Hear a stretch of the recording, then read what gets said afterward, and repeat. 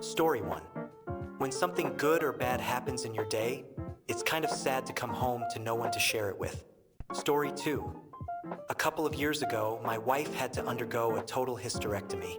She has always told me what a nightmare it would have been not to have me helping her with so many different things through her months of recovery. So, I have to consider a situation like that, but without having someone there to help. Story 3. 6 months ago, I went back to living alone after leaving a 6-year toxic and abusive relationship. I have never appreciated the solitude more. Every day is like a dream. I will never take it for granted again. Yes, sometimes it can get lonely, but it's a small price to pay to not have someone criticizing, freeloading, making messes everywhere he goes, not contributing anything. I might live this way forever. Story 4. The loneliness and financial burden. I still don't miss having roommates, and I really don't envy other living situations. I have felt incredible levels of loneliness. Story 5. The text below has been corrected for spelling errors. Acronyms have been expanded, punctuation has been corrected, special characters and links have been removed to best suit Azure text-to-speech AI. The dependency of that lonesomeness. When you've lived alone for a while, the loneliness stops being jarring. You learn how to mitigate your loud thoughts, and before long, you get comfortable in that state of being alone. The loneliness starts becoming comfortable, and the thought of having anyone else in your space just drives you insane. When people visit or you visit others, you start longing for when they'll leave or you'll go back home and be alone again. Being alone stops being synonymous with loneliness, and you start counting on and even depending on your lonesomeness. I do not know if that makes sense, but that's how it's been for me. Been living alone for 5 years now. Story 6. If you previously lived in a house where there were other people, like family, friends, or roommates, that you would see right after coming back from school or work, living alone does hit hard when you return to an empty house, especially in winter. Story 7. The loneliness. You discover how much of our behavior is motivated by having people around us. Your house starts to get messy until the inevitable rush to clean before a guest visits. Your cooking gets lazier. You'll make yourself a fancy dinner every now and then, but it always feels silly, and there are too many dishes. You find it harder to watch movies by yourself. Story 8. When you hear a spooky noise or have a bad dream, and you're just on your own with your plush octopus, or so I've heard. Story 9. Cooking for one is surprisingly expensive unless you like eating the same thing for 2 weeks straight. Story 10. When you are pooping and there is no toilet paper, and no one can bring you a roll. When the poltergeist is throwing a fit and you just have to sit there and hope you do not die. Story 11. I'm having a wisdom tooth pulled, and I don't have anyone to come pick me up from the dentist's office after I am done. Story 12. Loneliness. My wife of 29 years died in December, and it's just me and the dogs in our forever home. It sucks so much more than I ever realized it could. Story 13. Of course, you're alone most of the time, but the feeling that you can relax whenever you want is priceless. Story 14. Every single dish being dirty every single day. Who is using all the dishes? Is the cat having people over for lunch while I'm at work? I could switch to all paper and plastic and I'd come home from work and everything is in the sink again. It never ends. Story 15. Nighttime, no one to share the events of the day with, no one to put the bins out, no one to lavish with kisses. Story 16. I have to solve the problems. The current problem is that the oven won't work, and I am fairly sure it's a fuse box issue. However, I can't get the fuse out to check the wiring because whoever installed it embedded the whole thing into the wall and crammed them in there tightly. Story 17. I love living alone. Although it is nice to live with someone who complements your life or routine. My ex-fiancé was a nightmare to live with. A guy I recently had been dating was much more pleasing to live with. Story 18. For me, living alone is perfect. I do all the work around my house myself. I've never been this happy before. Glad I'm no longer married. Story 19. Aside from the chores and the bills, it's the security for me. Don't go out on a routine or just tell people whom you really trust that you live alone. Make sure you have, a security measure in place for you and someone you can call during emergencies. Story 20. When you're sick, you better be prepared and have the stuff you need. Otherwise, you're either going to be absolutely miserable or have to make the trip with a 102F temperature. Story 21. If you hear a noise and you don't have anyone to blame it on, so you immediately think it's an intruder, be ghosts. Story 22. Nothing. I love it. No sleepovers except for my grown children. I am not a fan of cooking, so I can eat the same thing over and over. I don't like to clean, but I do because I really hate dirt, so I do it. Do not pop up at my house. I will just walk and talk you right back to your car. I love you, but being solo is my thing. I want to care, I just don't, and do not require you to care. If I have it, then just ask, and it is yours, just go away. Story 23. If I die on a Friday, there is a chance nobody will know until Monday morning when I do not show up for work. Story 24. Feeling you have to always keep your phone charged and close at hand in case you have an emergency. No one to bring you a cup of tea when you're ill enough to be stuck in bed. Story 25. Not being able to open a jar or something similar and getting irrationally frustrated. Sometimes I leave the house when I'm meeting someone and have them zip up my dress because I couldn't do it and just threw a jacket over to hide it until I met up with them. Weird noises at night. When I can't find something because I clearly put it somewhere stupid. Being sick and wanting to be taken care of. Chores I don't like doing. Story 26. I moved abroad 7 months ago. It is an awful feeling that you don't see your family every morning. You wake up, and you can only say good morning to the walls surrounding you. Story 27. The worst thing about living alone is the jealousy I see in people's eyes when they learn that I get to live my life alone and free, without any obstacles or intrusions or argumentative partners, while they are trapped in their relationship. Story 28. No one to help me if I need it. I'm a diabetic, so I have to be really careful with low blood sugars, and sometimes pump site failures or being sick puts me in diabetic ketoacidosis. It's a dangerous game alone. Story 29. Loneliness, although you can live with others and still be lonely, is becoming a rampant disease in our society. Story 30. You need to make sure you have someone you trust in contact with you at least once a day or so, in case you die before your pets, especially if your family lives in another state. They will be the first people there to continue the care and do as you wish for them to do in whatever way you have prepared for them, be it a will or some random paper. Put them in the will with some money. They will have to be there until your family decides what to do. Carry a card in your wallet that says something like, "If I am dead or unable to go home, contact the person and then family, etc." Laminate it. There are also trusts that can find your parents a good home if you die, but you have to talk to them beforehand.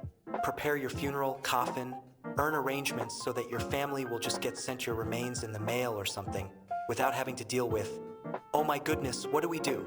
We are in Florida and Bob is in Washington." Story 31. Not having a second person to help with little things around the house that sometimes just needs a second set of hands for a minute. Story 32. No one to remind you to go to bed on time or keep you from getting up in the middle of the night and starting to play the piano. Story 33. Having no one to help in case of a medical emergency, like if you fall, break your leg, and can't crawl to a phone. Story 34. Every once in a while, the great realization washes over you that if you died right now, no one would find you for a long time. Story 35. Being lonely, not having anyone to come home to, or be happy to see you every day. Being solely responsible for cooking for one, either eating the same thing for days or throwing out excess food. Story 36. Attempting to assemble furniture when you need someone to hold one side up can be challenging. The most difficult task was assembling high stools. I had to wait to complete the last one until I could get someone over just to sit on it so I could tighten the bolts. Story 37. While there was a lot I enjoyed about living alone, I got too comfortable with it. I love downtime and tend to be more introverted the older I get. I found that I was barely leaving my place and pushed away people by always saying no to plans. I don't know if I'm making any sense. It can be a great experience, but it's better to balance it out and make a point to get out. If I'm in a situation where I'm living alone again, I'll probably go full cave dweller, and that's not healthy for me. Story 38. Watching true crime and convincing yourself a crazed murderer is going to kill you in your sleep or when you're taking a shower. I haven't lived alone for more than 9 years, thankfully. Story 39. At what age are we talking about here? When I was younger, I experienced a lack of sex, being a straight woman before the HIV era.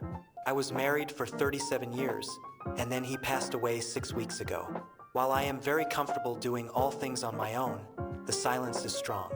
Also, my fear of falling or tripping at the age of 64 and not being found for hours or a day is very high.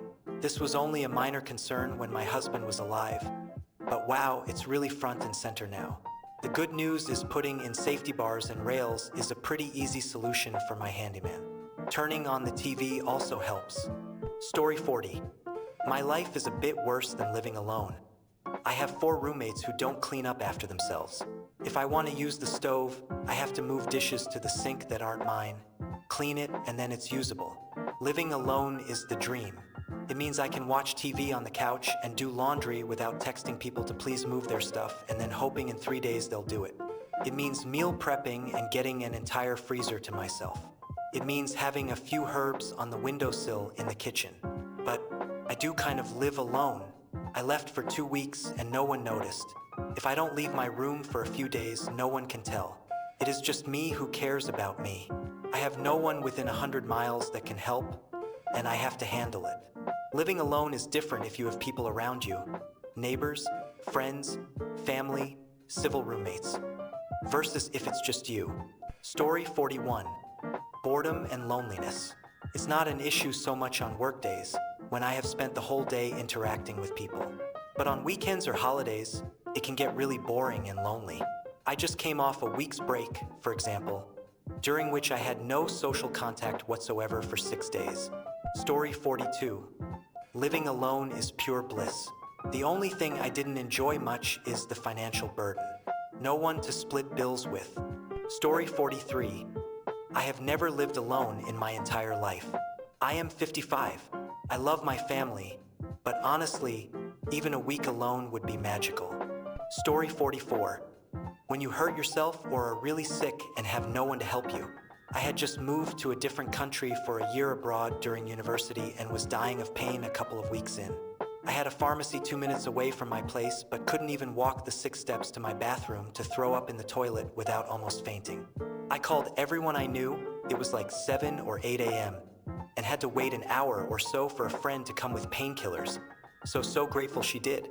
I absolutely hate doctors and definitely did not want to call an ambulance in a different country with a language I barely speak, especially after only a few weeks living there. If I had had a roommate, I could have woken them up and they could have gone to the pharmacy for me. Story 45. Everything has to be done by me. All the cleaning, all the chores, all the snow shoveling, all the lawn mowing, all the fixing of broken things, all the laundry, all the taking out of garbage. There's never anyone to do any of it for me. Story 46. Having no one to blame for the spots on the bathroom mirror. Apparently, it has been me this whole time. Story 47.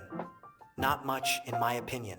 People often say loneliness, but if you have friends you can see regularly outdoors, and you're also comfortable in your solitude, it's amazing. Love the constant intimacy and being able to choose when I socialize or not. The pros are aplenty, and the cons? Well, I only have 2, to be honest. The 2 things about it I can concede are annoying are 1. Being so sick, moving out of bed is a pain and you have to feed yourself. As a woman, the period cramps also mean I feel that way for the first day once a month, and it does make me miss my mom or roommates bringing me peppermint tea and chicken soup. I can also imagine living alone after a big surgery, injury, or sickness must be really annoying. I definitely hope a loved one would be happy to move in for a bit and help. 2. When you hear a noise in the flat in the middle of the night and you freak out. Usually it's just something falling, but that stuff will terrify you, especially large objects or posters. Story 48. I am living with my 3-year-old, and the one thing I fear most is if I do not wake up one morning and he is left to fend for himself. I wonder how long it would be until someone checks in. Otherwise, having to be the brave one and kill bugs really sucks. Story 49. If something bad happens, for example, you cut yourself and need to go to the emergency room, there's no one around to call for help to take you there. This happened to me twice. But it's actually no big deal because now I can just get my neighbors. And I've learned that it is possible to drive to the emergency room with a bloody hand as long as you have one good hand. Story 50. I don't live alone anymore, but I would say the worst experience I had when I did was very clearly hearing a person laugh in the living room. I did not sleep well that night. Story 51. Lonely and boring. Nobody around if you suddenly need medical attention, or if your house gets broken into, you're on your own. It can feel like you're going crazy when you haven't left the house in a couple of days and realize you haven't used your vocal cords at all. I've lived on my own for 3 years so far, and I developed a really bad habit of talking to myself to the point where I have full-blown conversations out loud, sometimes with people who aren't there, and I snap out of it kind of creeped out by myself. It's easy to fall into depression, lose track of time, and isolate yourself from the world and your social circle. Also, these days, it's next to impossible to afford rent by yourself. I've never been this poor in my life.